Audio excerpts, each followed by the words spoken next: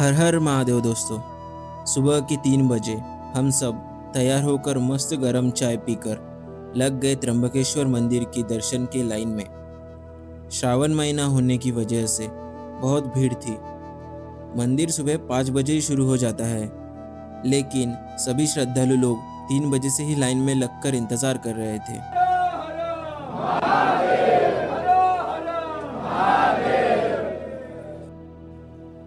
3 घंटे तक लाइन में लगने के बाद मंदिर के गर्भगृह में पहुंचते ही हमें दिखा कुछ ऐसा नज़ारा। कर्पूरगौरं करुणावतारं संसारसारं भुजगेन्द्रहारं सदा वसन्तं हृदयारविन्दे भवं भवानी सहितं नमामि।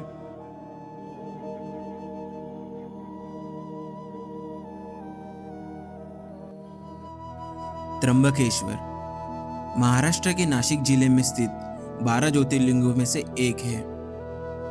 ये शिवलिंग बाकी सभी ज्योतिर्लिंगों से काफी अलग है, क्योंकि जहाँ अन्य शिवलिंग में शिव और शक्ति दोनों का प्रतीक होता है, वही त्र्यंबकेश्वर के शिवलिंग में केवल शक्ति का वास है।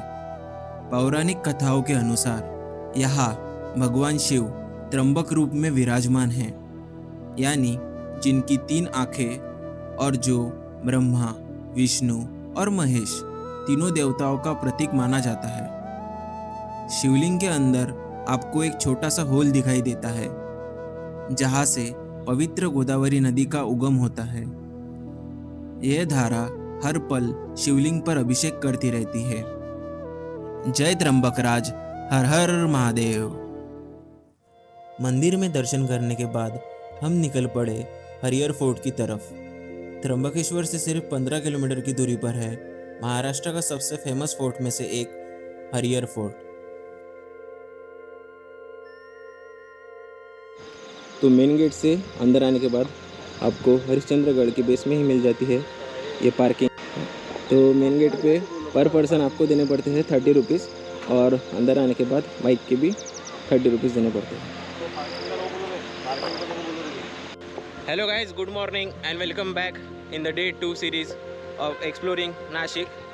सो सवेरे 4 बजे से लेके लगभग 7 बजे तक हमें 3 घंटे लगे त्र्यंबकेश्वर मंदिर के दर्शन के लिए, और अभी हम त्र्यंबकेश्वर से निकल के हरिहर फोर्ट की तरफ आ चुके हैं। और अभी हम स्टार्ट करने वाले हैं हरिहर फोर्ट का ट्रैक, जो कि बहुत ही फेमस ट्रैक है इन द महाराष्ट्र। तो चलिए इस ट्रैक को स्टार्ट करते हैं और एक्सप्लोर करते हैं।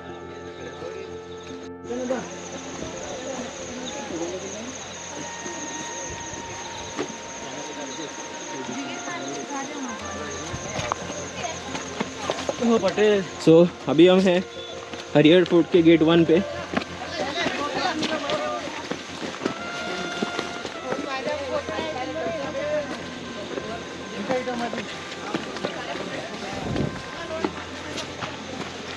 हरिहर फोर्ट, जिसे हर्षगढ़ के नाम से भी जाना जाता है, महाराष्ट्र के नासिक जिले में स्थित एक ऐतिहासिक किला है। इस किले को खास बनाती है इसकी 80 डिग्री पे इंक्लाइंड सीढ़ियाँ। हाँ जी दोस्तों, तो अभी थोड़ा सा ट्रैक करके ऊपर आए और यहाँ पर एक दुकान है, अगर कुछ लगे तो यहाँ से कुछ ले सकते हो। और अभी पहला टारगेट है वो पॉइंट, वहाँ तक पहुँचना। क्या यही है वो 80 डिग्री का पैच? नहीं भाई, वो नहीं, ये नहीं है, ये नहीं है, ये नहीं है, आगे है। ठीक है। तो सीढ़ियाँ है, सीढ़ियाँ है, सीढ़ियों से जाना पड़ता है। ठीक है। शुक्रिया भैया जी, चलिए आगे चलते।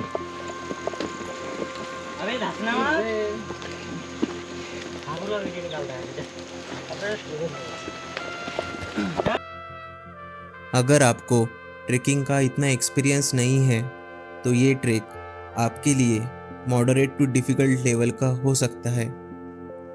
बारिश के टाइम में हो सके तो रेनकोट ज़रूर कैरी कीजिए, नहीं तो आप बेस विलेज से भी रेनकोट परचेज कर सकते हो।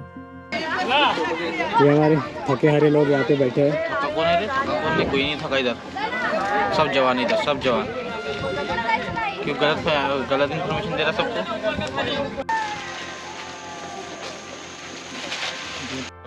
डॉगी है डॉगी।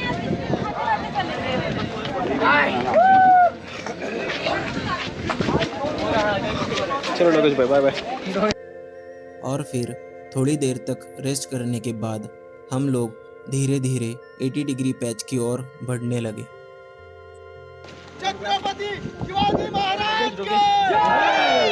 डोकेश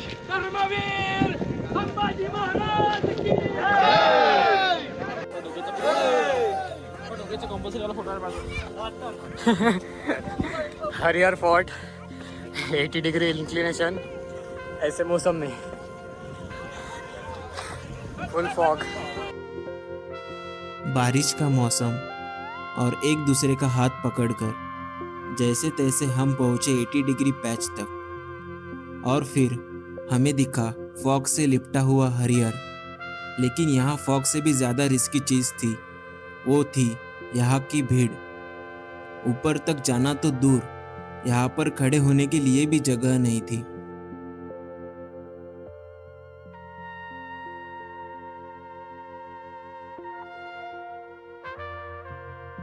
दोस्तों, एंडिंग में हम दोनों ने डिसाइड किया कि इस पर अभी चढ़ने से अच्छा है कि नहीं चढ़ते, क्योंकि हमारे सामने ही एक बंदर ने एक आदमी के बैग में से आदमी के बैग की चेन खोल के उसमें सारा सामान निकाल लिया। तो हमारे पास बैग्स है और उसमें मतलब काफ़ी महंगा सामान है, तो इसलिए अभी तो यहाँ पे चाय एंजॉय करते हैं। यहाँ पर कभी और आएंगे। चीयर्स।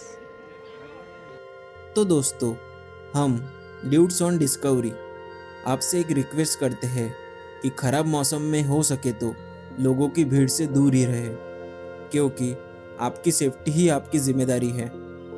फोर्ट के ऊपर तो नहीं जा सके, लेकिन दोस्तों के साथ थोड़ी देर तक बारिश का मज़ा उठाया। हम आप लोगों से वादा करते हैं कि नेक्स्ट टाइम जब भी हरियर फोर्ट का ट्रिक के लिए यहाँ आएंगे तो क्लियर मौसम में पूरा फोर्ट कवर करेंगे। जैसे ही हम वापस त्र्यंबकेश्वर की ओर जाने लगे, मौसम खुलने लगा और मानो जैसे नेचर से हमें मिला ये प्यारा सा सरप्राइज, ब्रह्मगिरी हिल का ये खूबसूरत व्यू।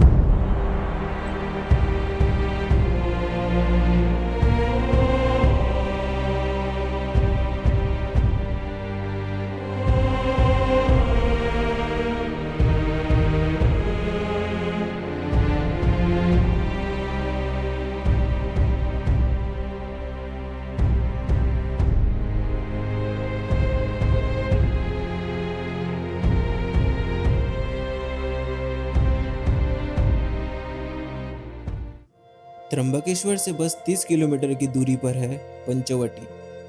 नासिक के पंचवटी में पहुंचते ही हमें मिल गई ये रूम। सो ये है हमारा पंचवटी में रूम।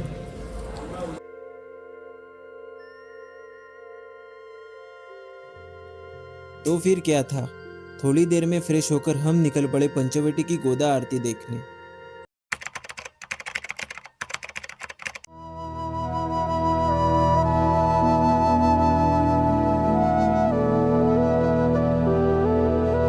जब भी नासिक का नाम लिया जाता है तो सबसे पहले याद आता है पंचवटी। कहते हैं कि ये वही पवित्र जगह है जहाँ भगवान राम, माता सीता और लक्ष्मण ने अपने वनवास के कई साल बिताए थे। कहते हैं कि जब भी किसी शहर को महसूस करना हो तो उसकी नदी के घाट पर चले जाओ। और नासिक की आत्मा बसती है गोदावरी नदी में। हर शाम जब सूरज ढलता है और आकाश रोशनी से रंग जाता है, तभी शुरू होती है गोदा आरती। आरती की घंटियों की गूंज, मंत्रों का उच्चारण और हजारों दियों की रोशनी गोदावरी किनारे को एकदम दिव्य बना देती है। तो चलिए आज हम आपको दिखाते हैं पंचवटी की ये अद्भुत गोदा आरती।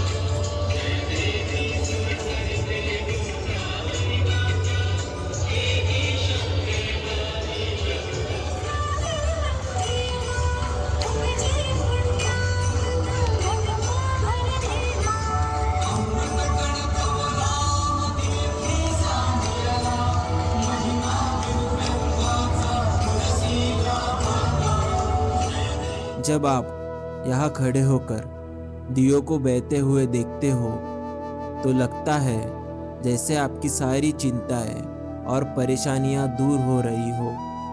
तो दोस्तों, अगर आप भी कभी नासिक आए तो गोदा आरती मिस मत करना। पंचवटी, इस जगह को उसके आध्यात्मिक महत्व के लिए जाना जाता है। यहाँ के कुछ प्रमुख आकर्षणों में से है कपालेश्वर मंदिर। कहा जाता है कि यहाँ दर्शन करने से आपको 12 ज्योतिर्लिंग के दर्शन करने जितना पुण्य मिलता है। यहाँ एक और मुख्य मंदिर है, कालाराम मंदिर। इस मंदिर का नाम कालाराम इसलिए पड़ा क्योंकि यह भगवान राम की प्रतिमा काले पाषाण से बनाई हुई है। मंदिर में भगवान राम, माता सीता और लक्ष्मण जी की सुंदर मूर्तियां स्थापित है। ये वही स्थान है जहां भगवान राम, माता सीता और लक्ष्मण ने अपने वनवास काल के कुछ साल बिताए थे।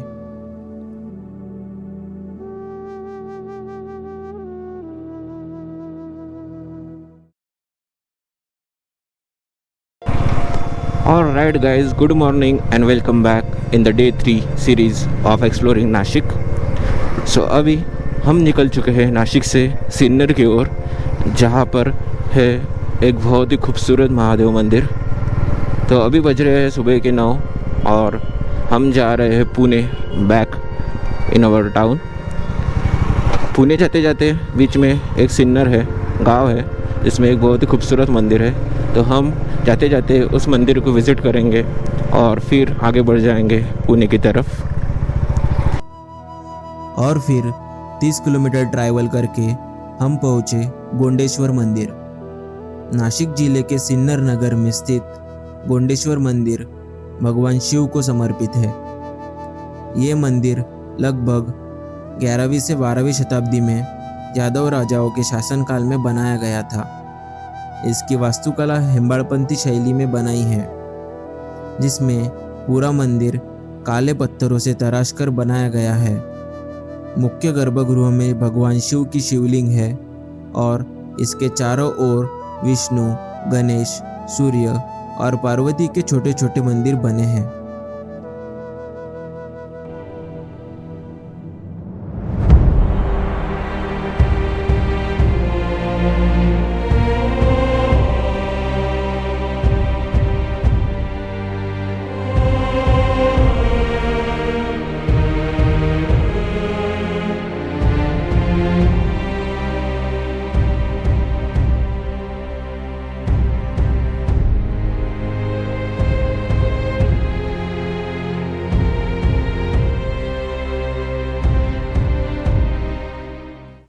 तो दोस्तों, अगर आपको ये वीडियो अच्छी लगी हो तो लाइक, शेयर और सब्सक्राइब कर दो, क्योंकि इसके आगे आने वाली जर्नी इससे भी खूबसूरत होगी।